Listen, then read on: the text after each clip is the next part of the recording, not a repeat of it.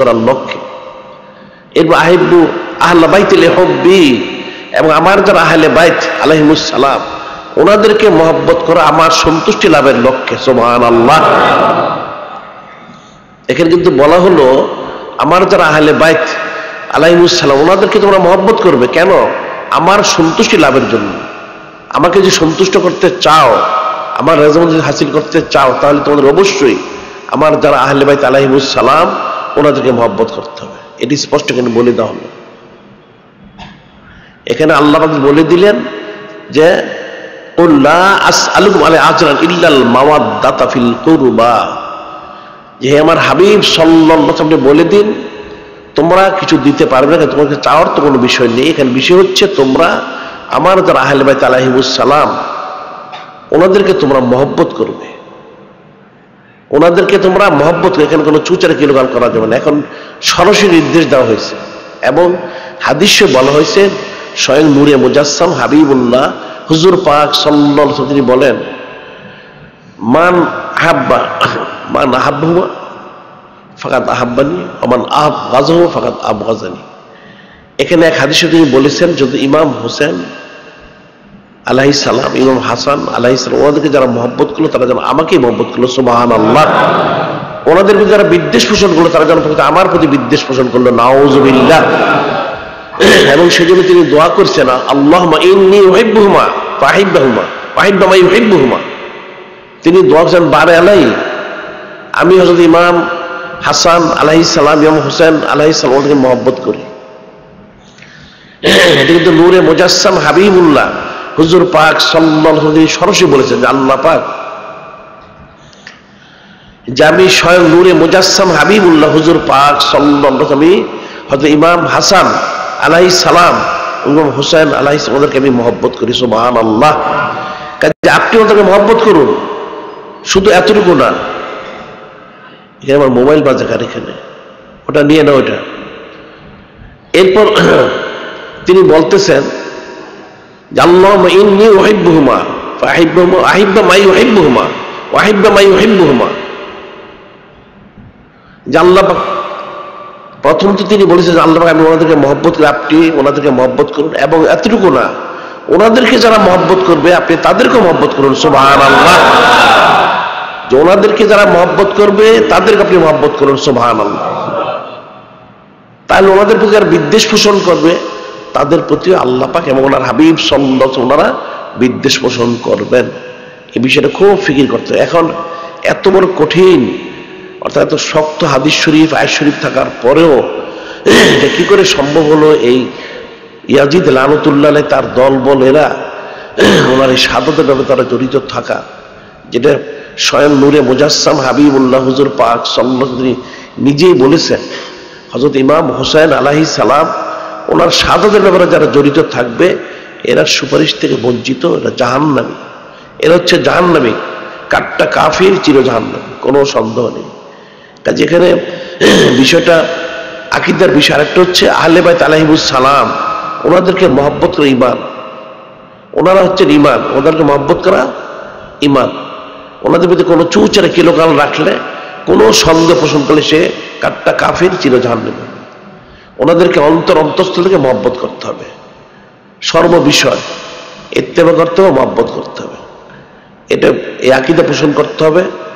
এবং হযরত ইমাম হোসেন আলাইহিস সালাম ওনার কারবালার যে ঘটনা ঘটেছিলেন, যে ইস্তেকামত ছিলেন, এটা তো আমর বিন সাদ এই গোমরা এই লানতুল্লাহ আলাইহি এটা তো 22,000 সৈন্য কিতাবে বলা হয়েছে। কিন্তু এরপরেও ইয়াজিদ এবং ইবনে জিয়াদ এই লানতুল্লাহ আলাইহি এই গোমরাগুলি লক্ষ লক্ষ সৈন্য কিন্তু পিছনে রেখেছিল। প্রয়োজন হলে তারা এদেরকে এনে এই হযরত ইমাম হোসেন আলাইহিস সালাম আহলে বাইত আলাইহিমুস সালাম ওনাদের শাহাদাতের ব্যাপারে তারা সরাসরি জড়িত করবে, কিন্তু পিছনে তারা রেখেছিল। এটা কিন্তু সাধারণভাবে বর্ণনা করা হয় না। এই কাফের লানতুল্লাহ আলাইহিগুলি এটা এত বড় জুলুম করলো এবং এত বড় তারা ওনাদেরকে কষ্ট দিল, এরপরে কিন্তু ওনারা এই হকের উপর যে ওনারা ইস্তেকামত সেটা ওনারা থেকেই গেলেন এবং এটাই থাকাটা স্বাভাবিক। এখন ওনারা থেকে গেলেন অর্থ হচ্ছে আমাদেরকে নসিহত করলেন। ওনারা তো থাকবেনই সবসময়, আহলে বাইত আলাইহিমুস সালাম ওনারা তো সবসময় থাকবেনই। ওনারা পরবর্তী উম্মত আমাদেরকে নসিহত করলেন যে দেখো তোমরা যত কঠিন অবস্থার সম্মুখীন তোমরা হও না কেন, তোমরা সব অবস্থাতেই আল্লাহ পাক এবং ওনার হাবিব সাল্লাল্লাহু আলাইহি ওয়াসাল্লাম ওনাদের আদেশ এবং নির্দেশের প্রতি ইস্তেকামত থাকবে, তখন তোমাদের জন্য কামিয়াবি। অন্যতে কিন্তু কোনো কামিয়াবি নেই। কারণ ওনাদের যে পবিত্রতা আল্লাহ পাক সেটা কোনো ঘোষণাই করে দিয়েছে। আল্লাহ পাক নিজেই বলেন, ইন্নামা ইউরিদুল্লাহু লিইয়ুযহিরাকুম রিজসা আলাল বাইত ওয়া ইউতাহহিরাকুম তাতহীরা। আল্লাহ পাক বলে দিলেন, ইন্নামা ইউরিদুল্লাহু লিইয়ুযহিরাকুম রিজসা আলাল বাইত ওয়া ইউতাহহিরাকুম তাতহীরা। যে আল্লাহ পাক চান আপনাদের থেকে অপবিত্রতা দূর করে পবিত্র করার মতো পবিত্র করতে। অর্থাৎ আল্লাহ পাক আপনাদের থেকে অপবিত্রতা দূর করে দিয়ে পবিত্র করার মতোই পবিত্র করেই সৃষ্টি করেছেন। সুবহানাল্লাহ।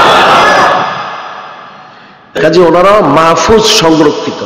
ওনাদের শান মান চুচারে কিলোকাল যে করবে সে কাটটা কাফের চিরজাহান্নামী। এখন ওনার এই মর্যাদাটা ফজিলতটা বোঝার জন্য এই হাদিস শরীফে মুস্তাদরাকে হাকিম এবং অন্যান্য হাদিসে বর্ণিত রয়েছে। সেটা হচ্ছে স্বয়ং নূরে মুজাসসাম হাবিবুল্লাহ সৈয়দুল মুরসালিন, ইমামুল মুরসালিন, খাতামুন নবীন হুজুর পাক সাল্লাল্লাহু আলাইহি তিনি নিজেই বলেন, কোন ব্যক্তি যদি কোন খলিফাকে শহীদ করে তাহলে কি হবে? যারা খলিফাতুল্লাহ ওনাদেরকে শহীদ করলে আল্লাহ পাক এর কাফফারা বাবদ কমপক্ষে ওই গোমরা শ্রেণীর লোকগুলিকে, তাদের অনুসারী, তাদের সম্পর্কে এদের কমপক্ষে 35,000 লোককে কাফফারা আদায় করতে। 35,000। কোন খলিফা রাসূলুল্লাহ বা খলিফাতুল্লাহ যারা রয়েছেন ওনাদেরকে যারা শহীদ করবে তাদের কাফফারা বাবদ হচ্ছে কমপক্ষে 35,000 লোককে কাফফারা আদায় করতে হবে। এরপর বললেন, কোন নবী রসুল আলাইহিস সালাম ওনাদেরকে যদি কেউ শহীদ করে, যে কওম যে সম্প্রদায় করবে তাদের কমপক্ষে 70,000 লোককে কাফারা আদায় করতে হবে। কমপক্ষে 70,000 লোককে কাফারা আদায় করতে হবে। এরপর বললেন হযরত ইমাম হোসেন আলাইহিস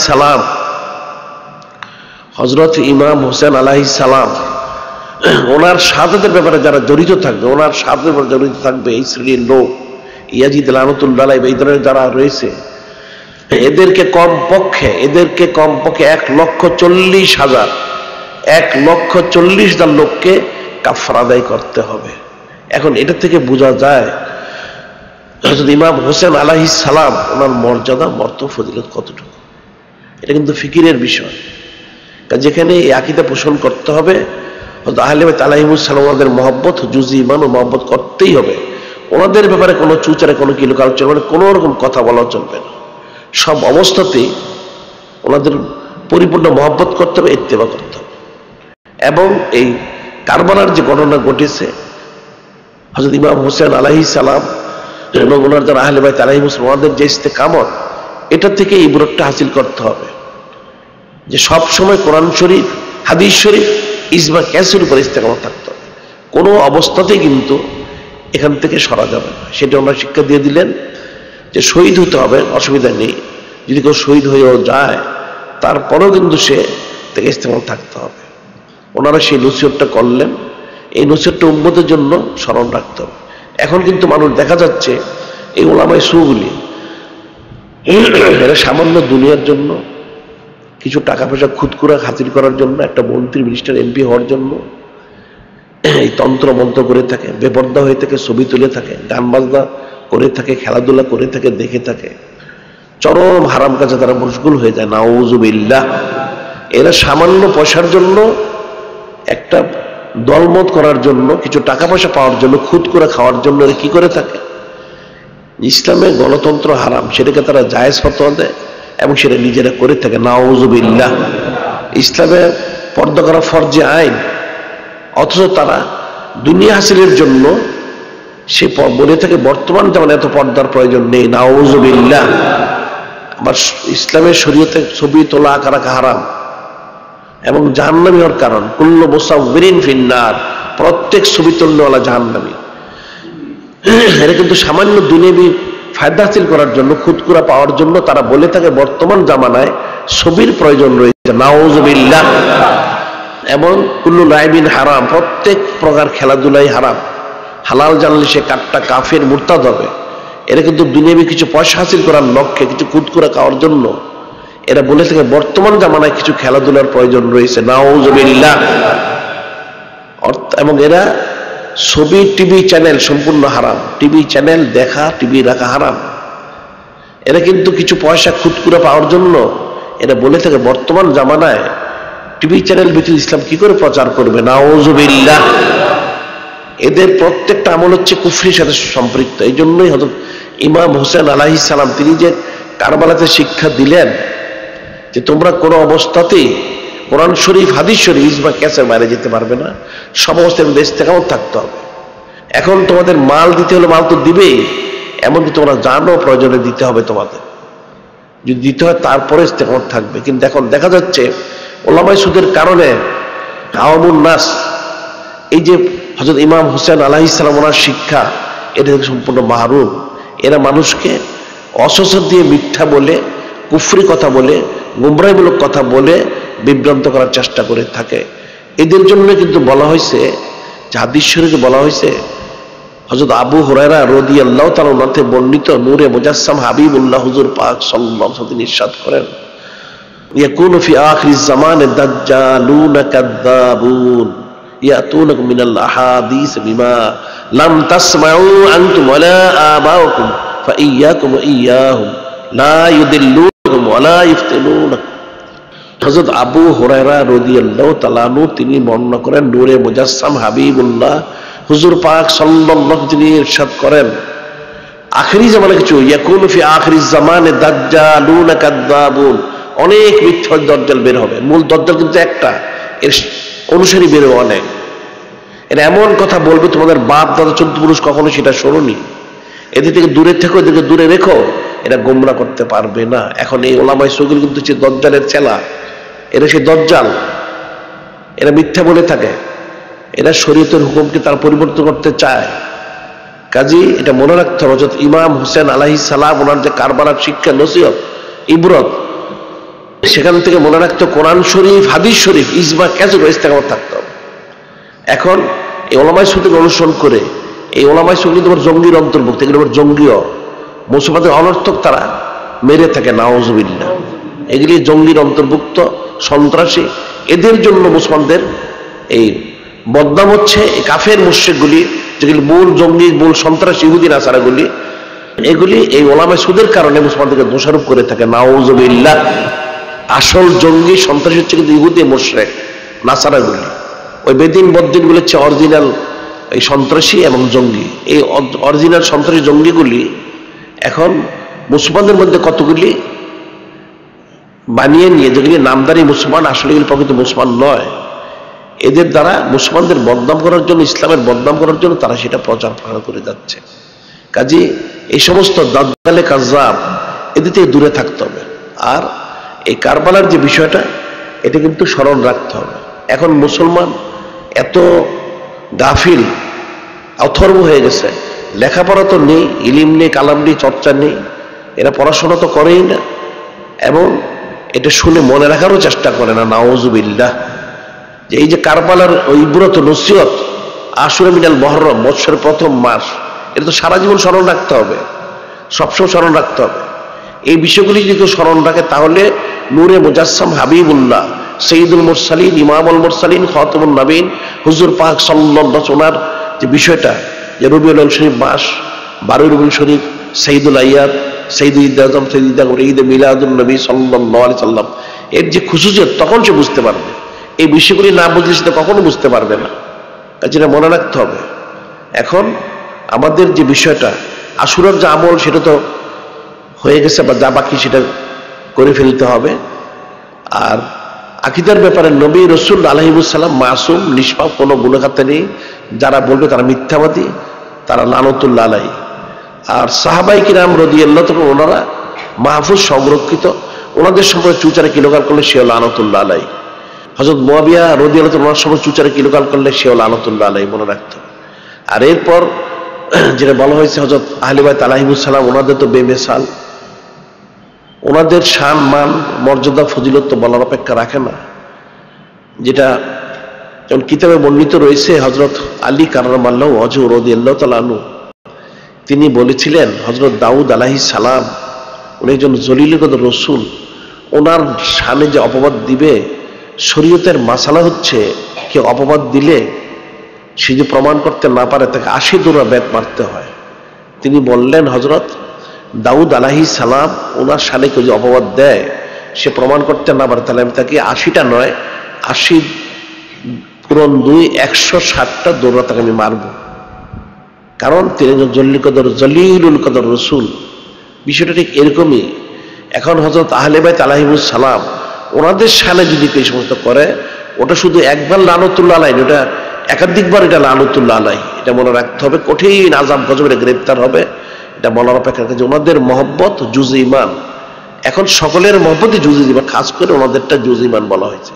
এখন ওনাদের মহব্বত রাখতে হবে, ওনাদের আদেশ নির্দেশ পালন করতে হবে, ওনাদের এই কারবালার ওয়াকিয়া থেকে, ঘটনা থেকে ইস্তেকামতের বিষয়টা অনুধাবন করে এর মধ্যে ইস্তেকামত থাকার জন্য কোশিশ করতে হবে, এটা মনে রাখতে হবে। আর এই পয়লা বৈশাখ, অন্যান্য বৈশাখ, নওরোজ এগুলি পালন করা যাবে না, এগুলি কুফরি শিরকের অন্তর্ভুক্ত। এই আকীদাটাও বুঝে নিতে হবে। অর্থাৎ এই সমস্ত বিষয়গুলি আল্লাহ পাক দিয়ে বান্দাদেরকে উম্মতকে নসিহত করেছে, সেটাই বলা হয়েছে যে লা তুহিল্লু শাআইরাল্লাহ, আল্লাহ পাক ওনার যে নিদর্শনগুলি সেগুলিকে এহানত করো না, মানহানি করো না, করলে তোমরা জাহান্নামী হবে, নাউযুবিল্লাহ। কাজে এটা মনে রাখতে হবে প্রত্যেক অবস্থায়, প্রতিটি অবস্থায় এগুলো আপনারা মনে রাখবেন। আমরা সামনেও আলোচনা করবো, আর সামনে যেহেতু রবিউল আউয়াল মাস আসতেছে, নূরে মুজাসসাম হাবিবুল্লাহ হুজুর পাক সাল্লাল্লাহু আলাইহি ওয়াসাল্লাম ওনার শান মান ফাজাইল বর্ণনা করতে হবে। ওনার শান মানের একটা অংশ কিন্তু আহলে বাইত আলাইহিমুস সালাম, সুবহানাল্লাহ।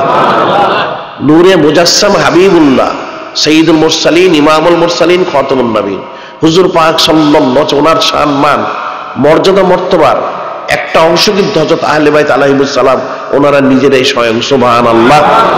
যদি ওনাদের শান মান দিকে না বুঝে তাহলে কিন্তু নূরে মুজাসসাম হাবিবুল্লাহ হুজুর পাক সাল্লাল্লাহু আলাইহি ওয়াসাল্লাম ওনার শান মান কেউ বুঝতে পারবে না।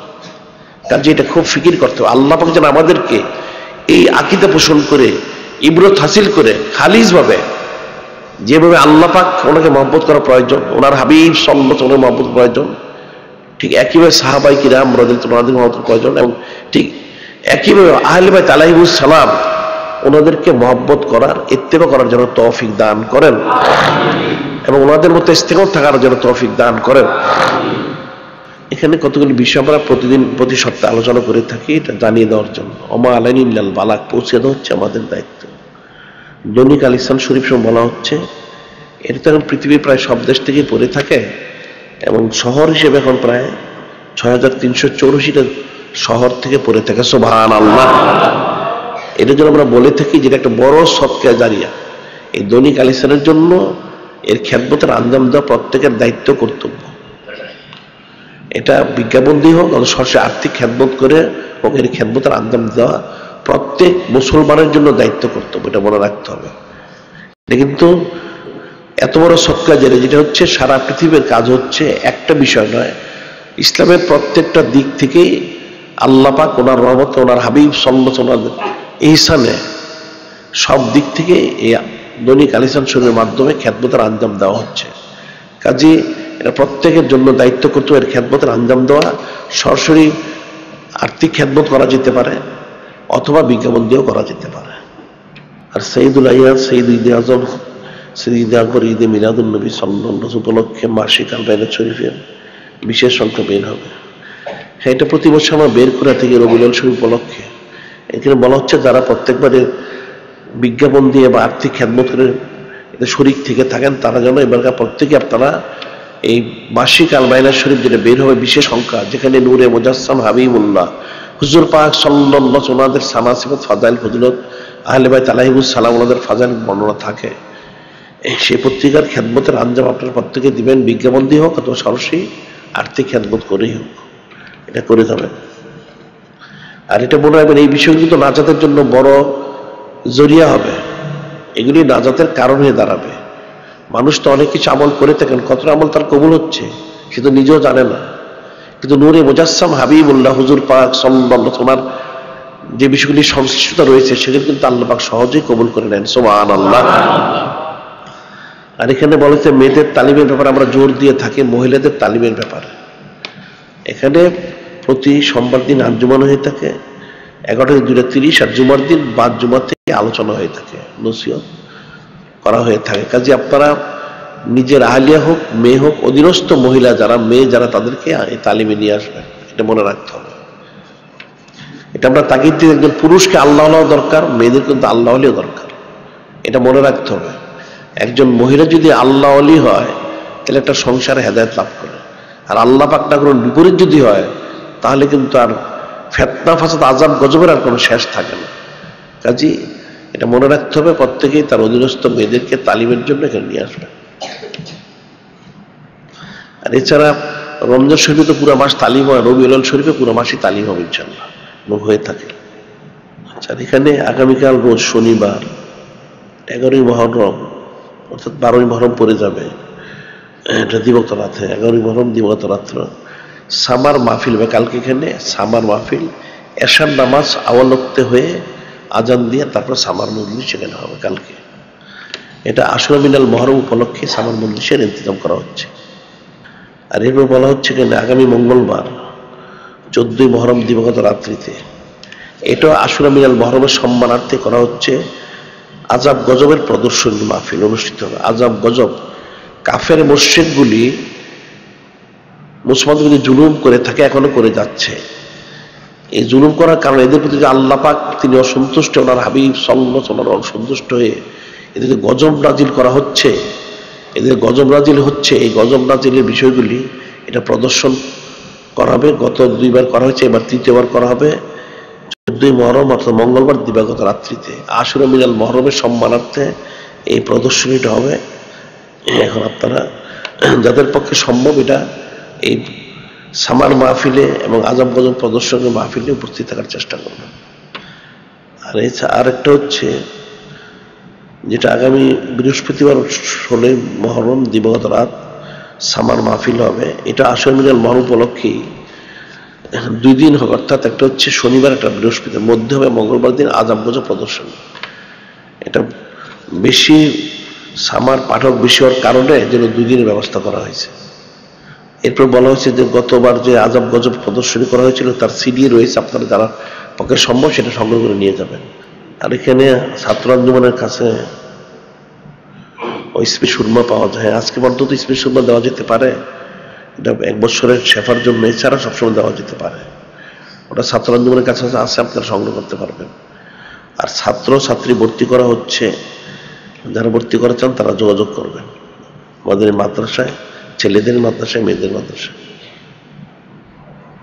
আর এখানে আমাদের প্রকাশিত যে কিতাবগুলি রয়েছে, অনেক কিতাব আল্লাহ পাক ওনার রহমত, ওনার হাবিব সাল্লাল্লাহু আলাইহি ওয়াসাল্লাম ইহসানে বের হয়েছে এবং সামনে আরো বের হবে ইনশাআল্লাহ।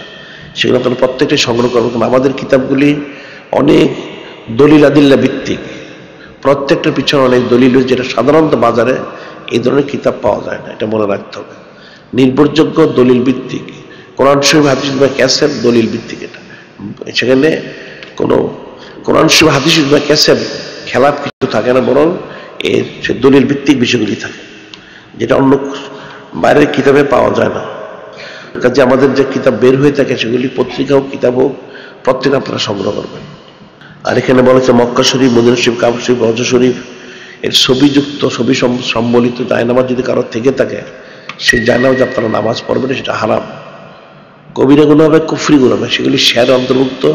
শেয়ারগুলি সম্মান করা ফরজ ওয়াজিব, শেয়ারের ইহানত করা কুফরি। আর তেল পানি, কালো জিরা, শিশি বোতল প্যাকেট যারা এনে থাকেন তাদের যেন ছবি না থাকে, এটা মনে রাখতে। ছবি থাকলে একদিক থেকে নামাজ ফাঁসে দেবে, আরেক দিক থেকে রহমত থেকে বঞ্চিত থাকতে হবে। এই জন্য প্রতি সপ্তাহে বলে থাকি যে শিশি বোতল প্যাকেট যারা পড়ানোর জন্য নিয়ে এনে থাকেন তারা যেন সে সাবধান থাকতে হবে, এখানে কোনো ছবি না থাকে। আর মসজিদে প্রবেশ করার পূর্বে মোবাইল ফোনটা বন্ধ করে নিতে হবে, তার রিংটোন যেন না বাজে। আর রিংটোনটা যেন বাজনা না হয়, এটা কিন্তু একটা কাফেরদের ষড়যন্ত্র, মুসলমানদের অজ্ঞতা মূর্খতার কারণে মুসলমানরা যে বিভ্রান্ত হয়ে গেছে ওলামায়ে সুদ তারা, সেই কারণে এদের মোবাইল ফোনে রিংটোন থেকে বাজনা, নাউজুবিল্লাহ। মুসলমান কেন বাজনা শুনবে? মুসলমান তো বাজনা শোনা জায়েজ দিয়ে হারাম। সেখানে স্বর্ণ কিছু আমি তো বলেছি যে মোরগের ডাক এটা পছন্দ করেছেন স্বয়ং নূরে মুজাসসাম হাবিবুল্লাহ হুজুর পাক সাল্লাল্লাহু আলাইহি ওয়াসাল্লাম, তাহলে সেরকম একটা পাখির ডাক দিয়ে রাখা যেতে পারে, সেখানে রিংটোন বাজনা হবে কেন? আর মসজিদে প্রবেশ করার পরে এত প্রয়োজন, এত জরুরি, এত ব্যক্তি, প্রয়োজনীয় ব্যক্তি যদি হইতে, তাহলে সে নামাজ পড়তে এসেছে কেন? তার মোবাইল ফোন বন্ধ, মসজিদে প্রবেশ করা মাত্রই, করার পূর্বে সে মোবাইল ফোন বন্ধ করে নেবে, প্রবেশ করার পূর্বে মোবাইল ফোন বন্ধ করে নেবে। নামাজ থেকে বেশি জরুরি কোনো কিছু হয়ে গেছে কি? সেখানে এরপর বলা হয়েছে, এখানে সাক্ষাতের পর জেলা ভিত্তিক আঞ্চলিক মজলিস হয়ে থেকে যারা যে জেলার, তারা সেই মজলিস আপনারা বসে আলোচনা করবেন। এখানে আলোচনার বিষয় রয়েছে সাইদুল আয়াত সম্পর্কে। আর অবস্থানকালীন, সাক্ষাৎকালীন জুতা, স্যান্ডেল, টাকা পয়সা, মোবাইল, এগুলি প্রত্যেকে নিজের জিম্মাদারিতে নিজে হেফাজত করবেন।